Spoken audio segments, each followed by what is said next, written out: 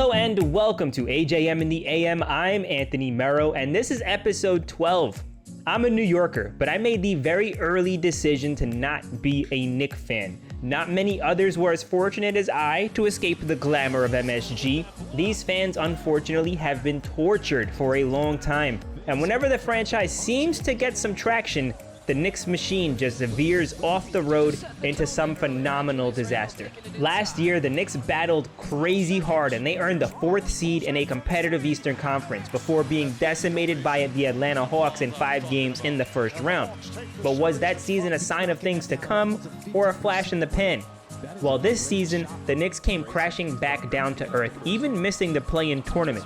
Part of it was their inability to win close games. A lot of it was the massively diminished play of Julius Randle. Last season, or 2 seasons ago now, Julius Randle was balling to the tune of 24 points and 10 boards a game on really good shooting splits. 45 field, 41 3, 81 free. Many thought maybe this was the jump for him, or it could have been one of those anomaly seasons you get occasionally. Randle never shot above 34% from deep prior to that All-Star, All-NBA year. He never even topped 74% from the line, although he did can 75% of his freebies this year. Randle's efficiency spiked last year, but he fell back to his median this past season. But now he's locked in for a long-term 4 years, $117 million contract, so the Knicks and their fans are praying that that flash in a pan was the start of a fire for his career. Before I go on, if you like the content, please subscribe to the channel and like the video. It really helps out a lot. Speaking of bad contracts, let's talk about this very confusing Jalen Brunson to the Knicks talk. The Knicks are severely tied to Brunson right now. His stock has never been higher after that amazing performance in the playoffs. But the cap number being thrown around is very similar to Randle's potential albatross contract.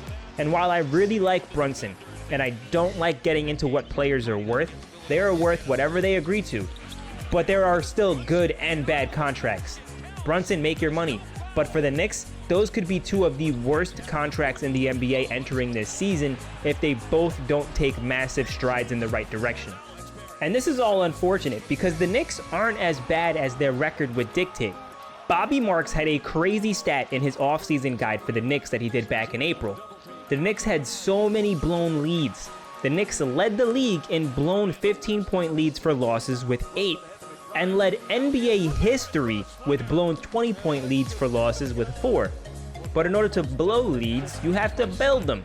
Those are games the Knicks should have walked away with, and that completely flips their entire season, and then they would be in the playoffs.